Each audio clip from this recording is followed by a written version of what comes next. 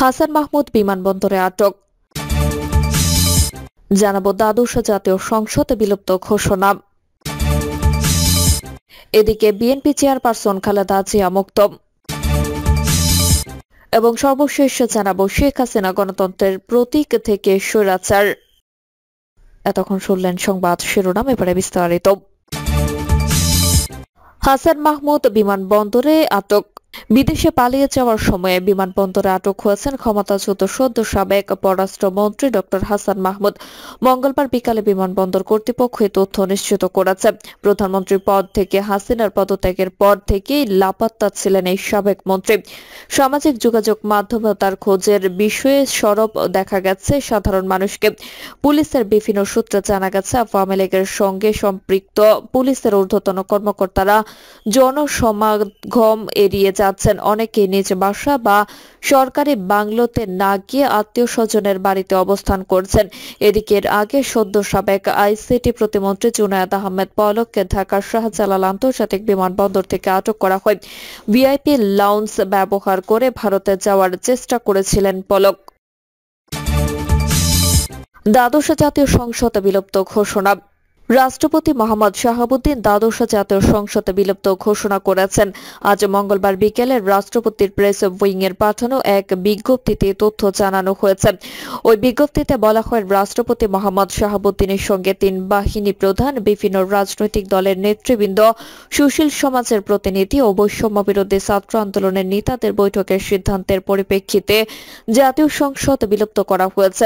বিজ্ঞপ্তিতে আরও বলা হয়, বিএনপি চেয়ারপারসনকে মুক্তি দেওয়া হয়েছে। ১ জুলাই ২০২৪ থেকে ৫ আগস্ট পর্যন্ত বৈষম্য বিরোধী আন্দোলন ও বিভিন্ন মামলায় আটককৃতদের মুক্তি দেওয়া শুরু হয়েছে। এরই মধ্যে অনেকে মুক্তি পেয়েছেন। বিএনপি চেয়ারপারসন খালেদা জিয়া মুক্ত। বিএনপি চেয়ারপারসন খালেদা জিয়াকে নির্বাহী আদেশে মুক্তি দেওয়া হয়েছে। আজ মঙ্গলবার বঙ্গভবনের এক সংবাদ বিজ্ঞপ্তিতে তথ্য জানানো হয়। সংবাদ বিজ্ঞপ্তিতে বলা হয়, রাষ্ট্রপতি মোহাম্মদ শাহাবুদ্দিনের সঙ্গে ৩ বাহিনী প্রধানেরা, বিভিন্ন রাজনৈতিক দলের নেতা, সুশীল সমাজের প্রতিনিধি ও বৈষম্য বিরোধী ছাত্র আন্দোলনের নেতাদের বৈঠকের সিদ্ধান্তের পরিপ্রেক্ষিতে খালেদা জিয়াকে মুক্তি দেওয়া হয়েছে।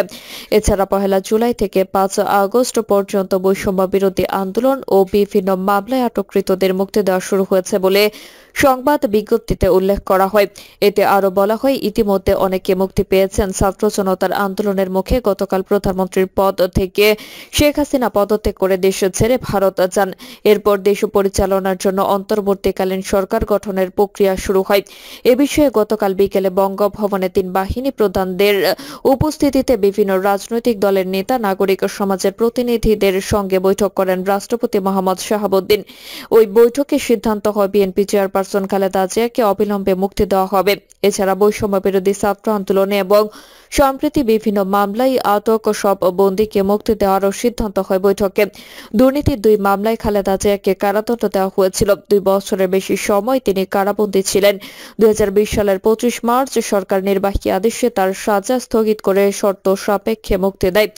এরপর 6 মাস এরপর আবেদনের পরিপ্রেক্ষিতে তার সাজা স্থগিত করে মুক্তির মেয়াদ বাড়াচ্ছিল সরকার। শেখ হাসিনা গণতন্ত্রের প্রতীক থেকে স্বৈরাচার। টানা কয়েক সপ্তাহে ছাত্র জনতার বিক্ষোভ, রক্তক্ষয়, দেশ জুড়ে অশান্তি, এমন এক পরিপ্রেক্ষিতে সরকার প্রধানের পদ আর দেশ দুটি ছাড়তে হয়েছে শেখ হাসিনাকে। ক্ষমতাচ্যুত হওয়ার পর গতকাল সোমবার হেলিকপ্টারে করে ভারতে চলে যান ৭৬ বছর বয়সী শেখ হাসিনা। সঙ্গে ছিলেন ছোট বোন শেখ রেহানাও। এর পরপরই অসংখ্য মানুষ ঢাকায় প্রধানমন্ত্রীর সরকারি আবাস গণভবনে ঢুকে পড়েন। আনন্দ উল্লাসের পাশাপাশি চলে লুটপাটও। বাংলাদেশের সবচেয়ে বেশি দিন ক্ষমতায় থাকা সরকার প্রধান শেখ হাসিনা ২০০৯ সালে ক্ষমতায় আসার পর এতদিন টানা দেশ শাসন করেছেন তিনি। এর আগে ১৯৯৬ সাল থেকে এক মেয়াদে প্রধানমন্ত্রী ছিলেন শেখ হাসিনা। ক্ষমতায় আসার পর এবারই প্রথম এত গুরুতর আন্দোলনের মুখোমুখি হয়েছিলেন শেখ হাসিনা। সরকারি চাকুরিতে কোটা সংস্কারের দাবিতে আন্দোলনের সূত্রপাত, পরে ব্যাপক রক্তপাতের পর সেটা এক দফা বা সরাসরি সরকারের পতনের আন্দোলনের রূপ নেই। সব মিলিয়ে ২০ বছরের বেশি সময় ধরে বাংলাদেশে শেখ হাসিনার শাসন চলেছে। হয়েছে। তাই তার মতো একজন প্রতাপশালী প্রধানমন্ত্রীর এমন পতন ও দেশত্যাগের ঘটনা অবাক হওয়ার মতো বিষয় বটে। শেখ হাসিনার হাত ধরে বাংলাদেশের অর্থনৈতিক অগ্রগতি ছিল নজরকাড়া। একজন লড়াকু গণতন্ত্রকামী হিসেবে নিজের রাজনৈতিক জীবন শুরু করেছিলেন তিনি।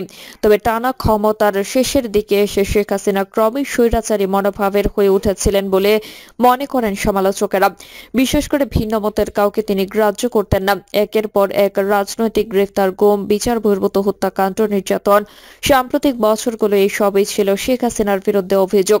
গত জানুয়ারিতে নজিরবিহীন এক নির্বাচনে জিতে চতুর্থ মেয়াদে প্রধানমন্ত্রী হয়েছিলেন শেখ হাসিনা। প্রধান বিরোধী দলগুলোর বর্জনের পরও এই নির্বাচন করায় ব্যাপক সমালোচনার মুখে পড়েন তিনি। নোবেলজয়ী অর্থনীতিবিদ ডক্টর মোহাম্মদ ইউনূসকে আদালতের মাধ্যমে বারবার আইনি হয়রানি করা হয়েছে। শেখ হাসিনা সরকারের বিরুদ্ধে এটা ছিল বড় একটি অভিযোগ। চলতি বছরের শুরুতে ডক্টর ইউনূসের কারাদণ্ড হয়। তবে সমালোচকেরা মনে করেন এই নোবেলজয়ী শেখ হাসিনার রাজনৈতিক প্রতিহিংসার শিকার। শেখ হাসিনার জন্ম 1947 সালে। পারিবারিক রাজনীতির উত্তরাধিকার তিনি। বাবা বঙ্গবন্ধু শেখ মুজিবুর রহমান দেশের স্বাধীনতার রূপকার, জাতির জনক এবং স্বাধীন বাংলাদেশের প্রথম রাষ্ট্রপতি। ওই সময় ঢাকা বিশ্ববিদ্যালয়ের একজন ছাত্রনেতা হিসেবে পরিচিত হয়ে উঠেছিলেন শেখ হাসিনা। 1975 সালে এক সেনা অভ্যুত্থানে বাবা, মা ও পরিবারের বাকি সদস্যদের হারান তিনি। বিদেশে থাকায় দুই বোন হাসিনা ও রেহানা বেঁচে যান। ক্ষমতার পালাবদল ও টানা রাজনৈতিক অস্থিরতায় বিদেশে নির্বাসিত জীবন কাটাতে হয় বঙ্গবন্ধুর দুই মেয়েকে। 1981 সালে দেশে ফিরেন শেখ হাসিনা। হাল ধরেন বাবার দল আওয়ামী লীগের।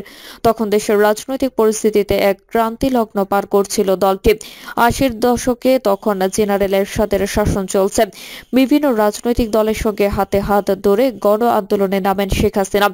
গণতন্ত্রের দাবিতে রাজপথে আন্দোলন জোরদার করেন। এর ফলে দ্রুতই গণতন্ত্রকামী জাতীয় প্রতীকে পরিণত হন তিনি। কিন্তু 1991 সালে নির্বাচনে জয় পায়নি আওয়ামী লীগ। অপেক্ষা করতে হয় 1996 সাল পর্যন্ত।